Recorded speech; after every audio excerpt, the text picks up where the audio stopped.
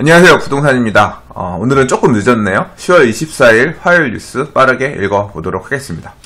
사실 오늘의 주요 뉴스는 지금 보시면 이거 가계부채 종합대책.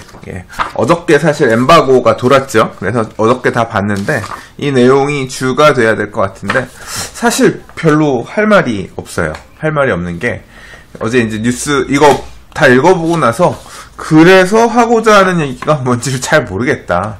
왜냐하면 이렇다 할 만한 대책이라기보다는 이제까지 나왔던 내용들을 뭐 차근차근 진행하겠다, 단계별로 적용하겠다 이런 내용들이라서 조금 살펴보고 따로 영상을 찍어보도록 하겠습니다. 가계부채 대책은 딱 받았을 때 첫 번째 총평 느낌은 뭐냐면 다주택자인 또는 대출을 많이 받고 있는 사람한테 살생부를 내려서 이 살생부를 보내는 그런 느낌이 아닐까 싶었는데 실제로는 좀 무슨 연애편지 읽는 것처럼 배려해 드리겠습니다. 가계부채가 올라가는 것을 막기 위해서 금리가 인상되는 부분을 최대한 이런 식의 느낌의 내용들이 많아서 조금 안심이 되는 그런 대책이었던 것 같은데요. 아무튼 이 부분은 따로 읽어보도록 하겠습니다. 자, 첫 번째 기사입니다. 올해 입주 신축 아파트, 서울 신축 아파트 분양가보다 평균 2억 원이 올랐다. 와, 2억 원이면 진짜 많이 올랐네요. 올해 이제 입주한 신축 아파트들이 보통 한 2013년 하반기부터 2015년 하반기 사이에 분양했던 아파트들인데 이들 아파트들이 2017년에 입주를 하면서 분양했던 가격보다 평균 가격이 2억 정도 올랐다 그래요. 그럼 2억이면 진짜 큰 금액이죠. 그래서 월 평균 666만원, 거의 한 6,700만원 정도가 매월 오른 셈이나 다름없어서, 이게 이제 국감에서 윤영일 의원, 국회의원이 이제 이 부분에 대해서 지적을 하면서, 이런 이렇게 서울 아파트 가격이 너무 많이 올랐고, 불로소득이고, 좀 이렇게 부동산 가격 상승한 부분, 당첨된 부분, 이런 부분에 대해서 조금 부정적인 의미로, 말씀을 하셨어요. 내용을 보면 강남구 대치동 아파트가 평균 3억 3천만원, 35평이 3억 3천만원 올랐고 평당 1,000만원 오른 거네요. 3억 3천 올랐으면 13억 원이었지만 입주할 때 매매 시세는 16억 3천이고 서초동 레미안 서초 STG 우성아파트 2차죠. 여기는 한 2억 7천만원 정도 올랐고 서초동 서초프로지오 서밋은 2억 7천만원 올랐고 이런 식으로 2억 5천. 주로 이제 강남권역에 서초구, 강남구, 강동구 이런 쪽에 있는 아파트들이 2억 이상 높은 가격 상승을 보였고요. 한편 그래서 아파트 분양 당첨 이후 입주까지 평균 2년만 정도의 기간에 월 평균 한 6,700만원이 오를 정도로 불로소득이 생겼기 때문에 이런 현상, 이렇게 아파트 분양을 받고 부동산 가격, 분양권의 가격이 상승하는 것은 투기 세력이 아파트 분양 시장에 몰리게끔 하고 집값을 상승시켜 실수요자와 서민들에게 고스란히 피해를 준다고 지적했고요. 그렇기 때문에 후분양제 의무화, 그 다음에 토지임대부 또는 환매조건부 주택을 확충하고 주택 비축은행 제도를 도입하고 분양 원가를 공개하는 등 주택 정책에 패러다임을 근본적으로 바꿔야만 집값을 안정화시킬 수 있다. 이런 식으로 지금 주장을 했다고 합니다. 일단 이거는 어떤 식으로 대처해야 된다라고 하는 거는 한 국회의원의 의견이니까 이 부분이 맞는 답이다 아니다라는 부분에 대해서는 방송을 보시는 여러분 각자가 판단하셔야 될 문제고 이게 공론화된다면 또 얘기한 부분대로 추진될 수도 있겠죠. 결국 이제 이런 기사에서도 보면 후분양제 얘기가 다시 나오는데 이게 지금 평균 2억 원이 오른 사례를 지금 말 그대로 부동산 경기가 제일 바닥을 치던 시절부터 조금 반등하는 시절에 분양을 했던 아파트를 받은 사람들 같은 경우는 이렇게 부동산 상승장, 어떻게 보면 또 전 세계 경기가 지금 회복되고 있는 이런 상승장에서 자본이득을 취한 경우일 수 있고요. 반대로 이런 경우도 있죠. 입주할 때 가서 분양가보다 가격이 평균 2억까지는 아니지만 한 1억 이상 떨어진 사례들도 많이 있었어요. 그것도 선분양제의 피해입니다. 이 금액에서 더 올라갈 줄 알고, 그러니까 예를 들어 이런 거죠. 지금 이런 기사를 보면서 지금 분양을 받으면 2, 3년 뒤에 입주할 때 한 평균 2억 정도 오르겠구나라고 생각해서 덜컥 분양을 받았는데 입주할 때 갔더니 2억 원이 떨어졌어요. 이제 그런 사례들도 있을 수가 있죠. 그런 사례는 없다고요? 예, 천만의 말씀입니다. 한 2011년, 12년, 13년 이런 때는 어떤 게 유행을 했었냐면요. 분양권 전매를 할 수 있는 시기였어요. 그러니까 합법적으로 분양권 전매가 풀려있던 시기입니다. 그러니까 2008년에 금융위기 오고 나서 투기과열지구를 이제 이명박 MB 정권에서 이제 투기과열지구를 다 해제했단 말이에요. 경기가 지금 죽고 난리가 날 것 같으니까 부동산 시장을 다시 활성화시켜서 경기 부양을 했다고 생각해 투기과열지구 해제를 했어요. 그러면 다시 살아나야 될 것 같지요. 예, 그렇게 살아나진 않았어요. 전체적으로 세계 경기가 침체되어 있는 상황이 되다 보니까 그렇다 분양권 전매 제한이 없는 시절이 왔는데도 불구하고 거래가 생기지 않았어요. 왜냐하면 가격이 떨어지고 있는 상황에서 떨어지는 칼날을 받을 마음은 없는 거니까.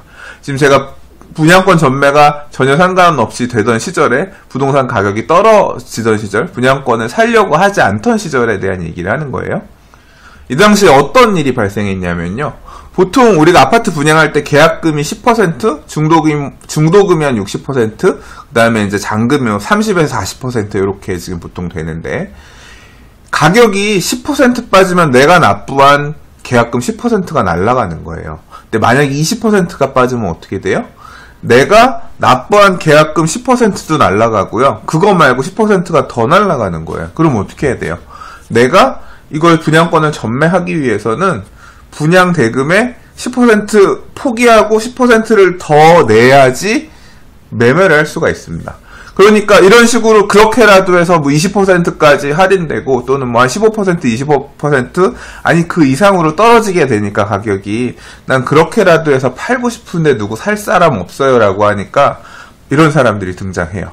그래요? 그러면 내가 그걸 살게요. 마이너스 20%에서 사는 거니까 이게 원래 우리가 매매라고 하는 그렇죠? 매도인이 매수인으로부터 돈을 받아야 되는 건데 분양권은 특이하게 계약금만 납부되고 중도금은 대출되어 있는 상황에서 가잖아요. 그러니까 이 매매 정산을 하려고 보면 매수인이 왜냐하면 분양가보다 20%가 빠져있는 상태니까 매수인이 매도인으로부터 10% 돈을 받아야 되는 경우가 생기는 거예요. 정산을 해보면 대신 중도금 대출은 다 떠안아주는 거죠.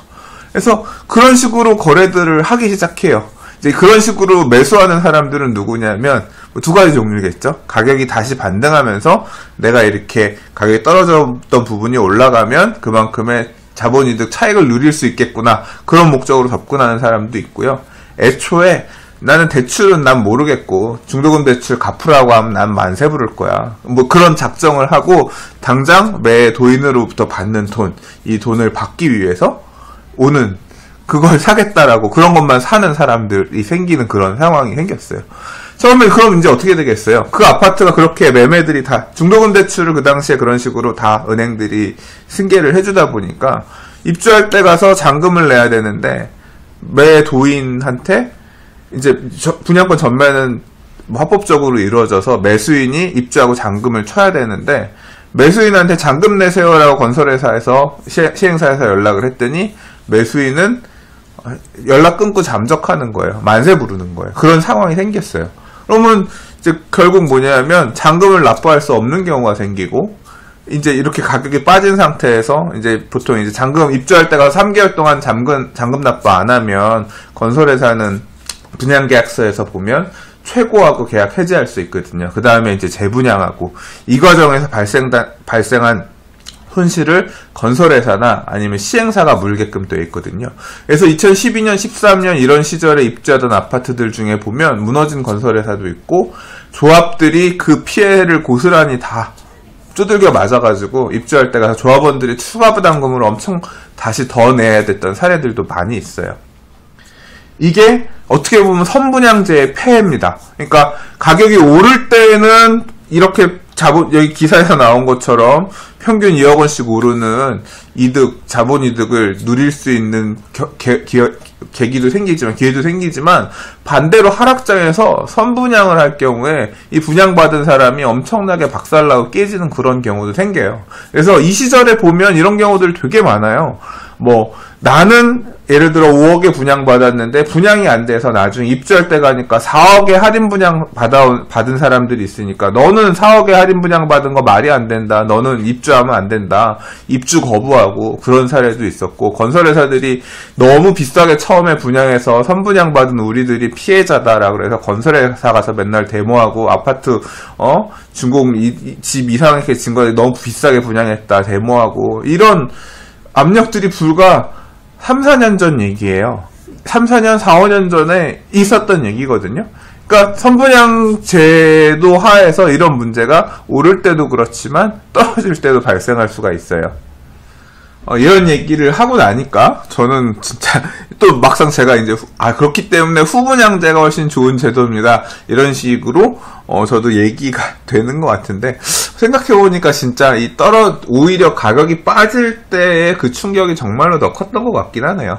어떤 포지션에 있느냐에 따라서 선분양제가 유리하냐 후분양제가 유리하냐, 이제 이런 부분들에 대해서는 이견들이 있을 수 있을 것 같은데, 뭐 이런 단편적인 문제만 가지고 후분양제를 해야 된다, 선분양제를 하면 안 된다, 뭐 그렇게 결정할 수는 없는 부분이죠.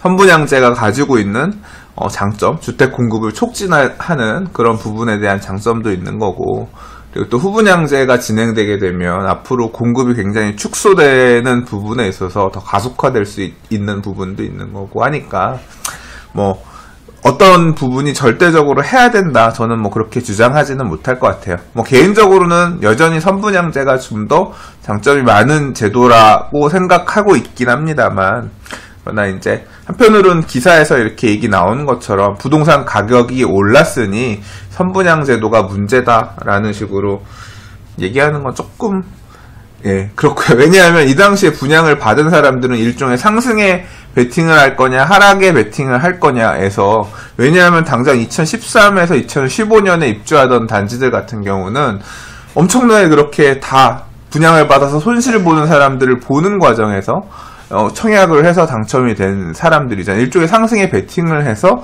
그거에 딸린 어떤 이익을 누리고 있는 상황인 거잖아요. 이렇게 부도덕하게 보는 식으로 얘기를 하는 거는 조금 안 맞다고 생각하고요.